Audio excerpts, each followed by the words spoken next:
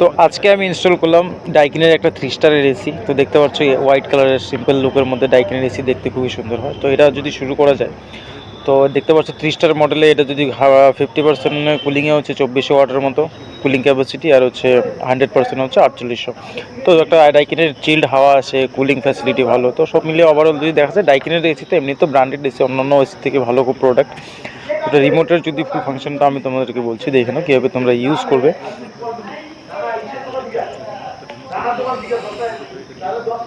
তো সবার প্রথমে যেটা আমি শুরু করছি, এখান থেকে অন অফে লেখাই আছে, এটা দিয়ে অন অফ হবে।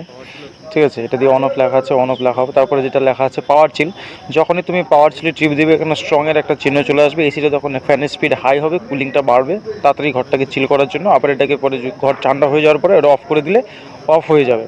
তারপরে যেটা আছে মডে 2-3টা মড হয়, যেমন কুল হয়, ফ্যান হয়। এটা দিয়ে টেম্পারেচারটাকে আপ ডাউন করতে পারবে।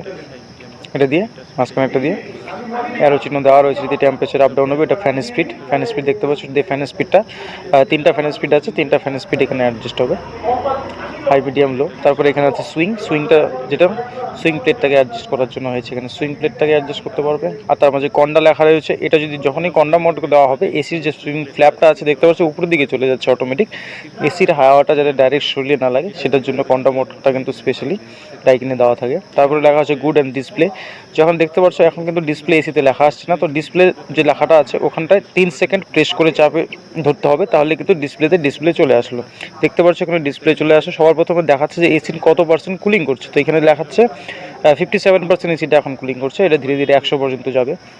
তারপরে যদি আবার 3 সেকেন্ড প্রেস করি ধরি, তাহলে এখন যেটা দেখাচ্ছে 25, সেটা হচ্ছে রুমের টেম্পারেচার, কত ডিগ্রি টেম্পারেচার তোমার রুমের ভিতরে রয়েছে সেটা এখন দেখাবে। তারপরে যদি আবার ডিসপ্লেতে 3 সেকেন্ড প্রেস করে ধরি, তারপরে দেখতে পাচ্ছ রিমোটে আমার 18 রয়েছে, এসিতে এখন অটোমেটিক 18 চলে আসবে। দেখতে পাচ্ছ এসিতে চলে আসলো 18। তার মানে এখন তুমি টেম্পারেচারটা এখানে আপ ডাউন করলে পরে এটা আপ ডাউন হবে, তুমি এসিতেও হবে প্লাস রিমোটও হবে। ঠিক আছে, আবার বলে দিচ্ছি। তারপরে আবার যদি 3 সেকেন্ড ধরে রাখো তাহলে ডিসপ্লে অফ। তারপরে আবার 3 সেকেন্ড ধরে রাখলাম, সবার প্রথমে এসি পার্সেন্টেজ আসবে, তারপরে আসবে রুম টেম্পারেচার, তারপরে রিমোটে যে সেট টেম্পারেচারটা রয়েছে সেটা কিন্তু ডিসপ্লেতে আসবে। এই 3টা অপশন ডিসপ্লের থেকেই তোমরা করতে পারবে। ঠিক আছে, রুম টেম্পারেচার চলে আসলো, তারপরে আবার 3 সেকেন্ড প্রেস করলাম, তো এটা এখন রিমোটে 18 আছে, ওখানে ডিসপ্লেতেও 18 চলে আসবে।